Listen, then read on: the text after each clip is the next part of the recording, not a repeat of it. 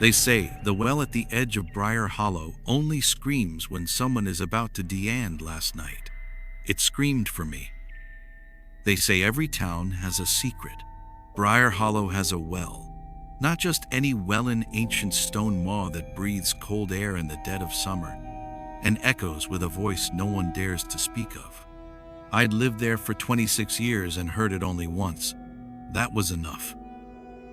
The first time I saw the well, I was 8. My cousin dared me to run up to it at midnight and drop a pebble in. It never hit bottom. We waited. 5 seconds, 10, nothing. Then a groan, deep and guttural, that sent us screaming back into the woods. By high school, it was a joke. Teens dared each other to camp near it. Some claimed to hear whispers. Others said it cried. But they always came back, changed. My best friend Morgan swore she heard her dead brother's voice calling from below. She moved away 2 weeks later, never spoke to me again. I became a journalist. Local history, unsolved mysteries. The well was my white whale. But no matter how hard I tried, the town kept its mouth shut. I filed FOIA requests, dug into archives, even cornered the mayor once. Always the same response: let sleeping things lie. It was last November when the screaming began again. It started at exactly 2:03 a.m., a sound like metal grinding against bone, mixed with something human. I thought I imagined it.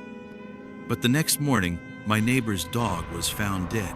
No wounds, just wide eyes and a tongue blackened like charcoal. I started recording. Every night, 2:03 a.m., the screams returned, louder, sharper. It was like it knew I was listening. I played them for my friend Carmen, a sound engineer. Her face went white. She said the frequencies were unnatural, like dozens of voices overlaid on top of each other. We decided to investigate. On the night of the 12th of December, we set up mics around the well, thermal cams, EMF detectors. Carmen even brought dowsing rods. At 2:03 a.m. sharp, the air temperature dropped 20 degrees. The wind died. Then the scream came. It was louder than anything I'd ever heard. Not through the mics inside my head. I collapsed to my knees, hands clutching my skull. Carmen screamed too, but when I looked up, she was staring into the well, frozen, eyes blank, whispering something I couldn't hear. She doesn't remember that night, but she hasn't been the same since. Her left eye twitches when she hears running water, and she refuses to talk about the well at all, not even in therapy. Her words, "It showed me something. I can't unsee it." I started dreaming about it, the well. But in the dream, it wasn't made of stone. It pulsed, alive like flesh, and the screams were familiar. My father, my childhood dog, my own voice, crying for help, pleading, begging to be let out. The next day, I visited the town library. I requested the old blueprints of Brier Hollow.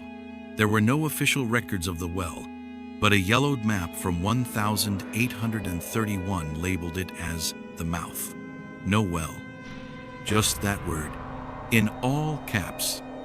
I asked the librarian, Mrs. Halverson, about it. She went pale. Said her grandmother told stories of people disappearing, of livestock found with missing eyes, ears turned inside out. The mouth eats, she whispered, before refusing to say more. I interviewed a local geologist, told him I was writing about sinkholes. He laughed, then said the rock beneath Brier Hollow was strangely soft, almost sponge-like. Dead earth, he called it. When I asked about the well, his smile disappeared. That night, my dreams escalated. I saw my childhood home, but the walls pulsed, breathing. Blood seeped from the floors, and then the well opened. Not a mouth, but an eye, watching, waiting. Carmen called me at 3:17 a.m. sobbing. Said she tried to take a shower, but the water spoke, whispered, begged her to return, told her secrets she couldn't unhear, said her real name, the one she never told anyone. We made a pact. One last trip, we'd lower a mic, a camera, maybe even ourselves if it came to that. We had to know what it was, what it wanted. The 19th of December, full moon, cold as death. We drove out in silence, each of us clinging to our own doubts. Carmen clutched an old rosary. I brought a tape recorder and my father's hunting knife. We approached the well. It was breathing. I swear to God it breathed. Slow, rattling exhales, like the final moments of a dying man. We set up our gear and stared down. Blackness stared back. I dropped a flare. It fell and fell and fell, no bottom, just heat distortion then. Eyes, thousands, reflecting the flare's light, watching us. We lowered the mic. Static. Then whispers. Then screams. Not one, not 200s. All crying out names, our names, over and over. I pulled the mic back. It was hot, melted. Carmen's rosary snapped in half. Her nose started bleeding. The well growled. Not metaphorically, it growled, like it was waking up. We ran, gear abandoned, back to my car. But the forest had changed. Trees were bent. The path, gone. The air, heavy like syrup. It took hours to find the road again. Back at my apartment, I checked the recordings. The audio was gone, corrupted. Just one file remained. A low whisper repeating a single phrase. Don't forget the water. Carmen checked into a motel. Said she couldn't sleep under a roof with pipes. She was drinking only bottled water, washing with wipes, avoiding all plumbing. They listen, she said, through the drains. I tried to move on, write it off, but the dreams kept returning. The well, my face, reflected in black water, screaming, and something wearing my skin. The 3rd of January, Brier Hollow issued a statement. Due to geological instability, access to the forest trail is suspended. No mention of the well, but I knew, we knew. I found Carmen sitting by the river. She hadn't blinked in minutes, just watching the water flow. I asked what she saw.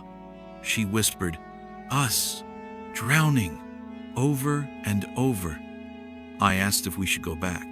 She didn't answer, just handed me a piece of paper, a drawing of the well but twisted, covered in limbs, faces, teeth.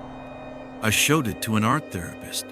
She gasped, said it resembled mass hallucination sketches from Cold War experiments, depth imagery, she called it, collective subconscious fears.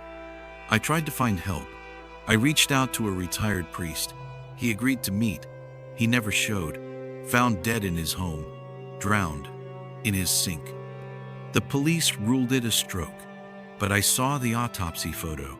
His lungs were filled with something black, thick, viscous, not water, not oil.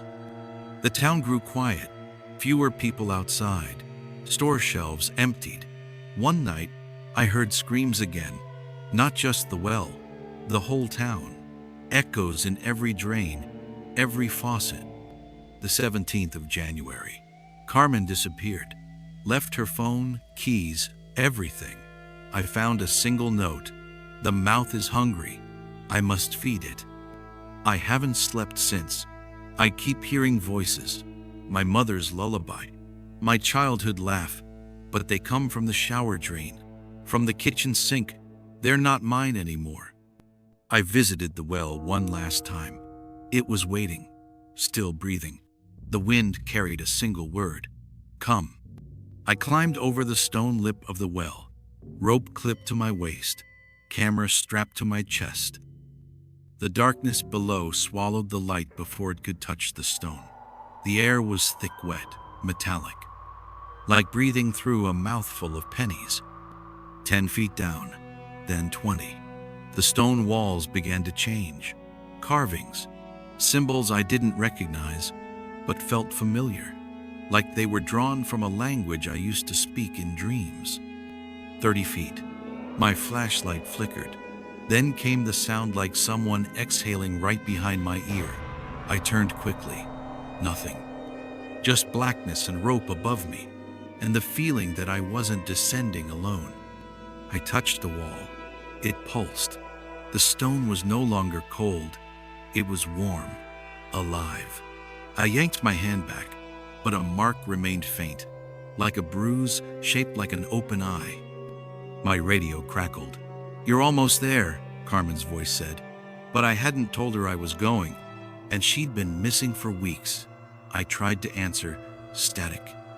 60 feet down, I landed on something soft. Not dirt, not rock, flesh. It squished beneath my boots. A heartbeat vibrated through it, slow and massive, as if I stood on the chest of a sleeping god. The well opened into a chamber, vast, echoing, dripping. Veins lined the walls, glowing faintly blue. Shapes moved at the edge of my light, crawling, watching. I saw them, faces stretched across the walls, blinking slowly, mouths muttering. One looked like Carmen, another looked like me. Then one was me. Same eyes, same scar on my chin. It grinned. I ran. The chamber shifted with me, tunnel walls opening like gills. The deeper I went, the louder the whispers. My childhood memory is spoken back to me in reverse.